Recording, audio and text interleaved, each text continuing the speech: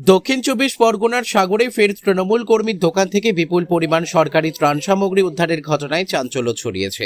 অভিযোগ, গত 4 মে বিধানসভা নির্বাচনের ফল প্রকাশের পর থেকেই খাসরামকর এলাকার তৃণমূল কর্মী ভূপতি মাইতির দোকানে ত্রাণ সামগ্রী মজুত করা হয়েছিল। বিষয়টি জানতে পেরে স্থানীয় বাসিন্দারা দোকানে তালা ঝুলিয়ে দেন। বৃহস্পতিবার সেই তালা খোলা হলে বিপুল পরিমাণ সামগ্রী উদ্ধার হয়। স্থানীয় সূত্রে জানা গিয়েছে, উদ্ধার হওয়া সামগ্রীর মধ্যে রয়েছে 43টি ত্রিপল, মাছের খাবারের 11 বস্তা, চুন 13 বস্তা এবং 2 বস্তা ম্যাশ। অভিযোগ, 65 নম্বর বুথের তৃণমূল বুথ সভাপতি দেবাশিস মাইতি বেআইনিভাবে এই ত্রাণ সামগ্রী মজুত করেছিলেন। পরে উদ্ধার হওয়া সামগ্রী বিডিও অফিসে পাঠানো হয়েছে। ঘটনার তদন্ত শুরু হয়েছে বলে প্রশাসন সূত্রে খবর। দক্ষিণ চব্বিশ পরগনার সাগর থেকে রবীন্দ্রনাথ পড়ুয়ার রিপোর্ট, বিগ নিউজ বাংলা। কিছু বলার আমার কি থাকবে আর। সুন্দরবন উন্নয়ন মন্ত্রী ছিলেন আমাদের এখানকার। উন্নয়নটা হয়েছে একমাত্র তৃণমূল নেতাদের বাড়িতে বাড়িতে স্টক হয়েছে। এই যে এসডিবি মানে সুন্দরবন ডেভেলপমেন্ট বোর্ড প্রত্যেক বছর মাছ দিত, চারাপোনা, তার সঙ্গে তাদের খাবার, চুন এবং এসি নেট, কখনো আবার ছিল ত্রিপল ছিল। প্রত্যেকটা জায়গাতে সাধারণ মানুষকে দেওয়া হয়নি, অবৈধভাবে একটা জায়গাতে গুদাম করা হয়েছে। ভোটের আগে মানুষকে এগুলো দিয়ে ভোট নেওয়ার জন্য চক্রান্ত করেছে। আজকে সাধারণ মানুষ রামকরচর অঞ্চল থেকে এই স্টকগুলোকে ধরেছে। আমি বলবো যে বিগত সময়ে তৃণমূল কংগ্রেসের সরকার এভাবে সাধারণ মানুষের সমস্ত রকম দিক থেকে তাদের খাবার, সে মাছের খাবার হোক আর মানুষের খাবার হোক, সবগুলোকে কেড়ে নিয়ে তারা নিজেরাই বিক্রি করে সংসার চালাবে।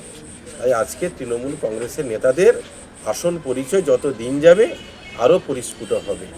এবং এখানকার যিনি পঞ্চায়েত সমিতির সহ সভাপতি ছিলেন, তার দুর্নীতি যেভাবে প্রকাশিত হচ্ছে আস্তে আস্তে করে।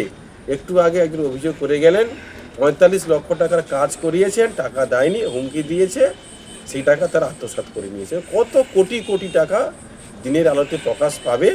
ওই জন্য বলছি, যারা তৃণমূল কংগ্রেসের নেতা হয়েছিলেন তথাকথিত, সাবধানে থাকুন। সময় আসছে, সাবধানে থাকার জন্য আপনি নিজেকে ভালো করে গচ্ছিত রাখুন। দেখুন, আমরা বারে বারে বলে এসেছি তৃণমূল মানেই চোর। এখন এই পুরো সাগরদ্বীপ এক দুর্নীতির একটা স্তম্ভে পরিণত হয়েছে তৃণমূল সরকারের আমলে।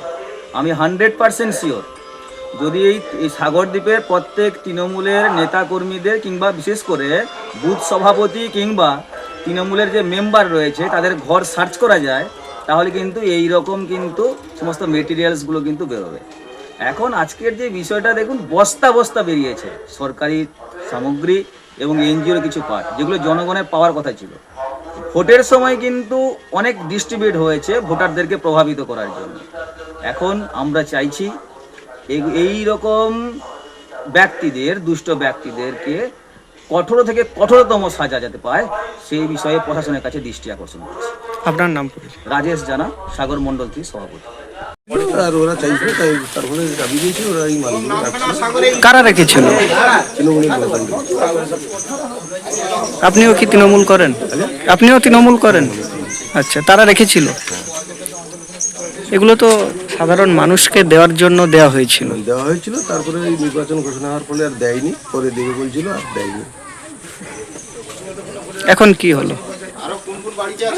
এখন দোকানটা বন্ধ ছিল, তারপরেই দোকান খুলেই মালগুলো তারা নিচ্ছে। কি নাম আপনার? ভূপতি মাইতি।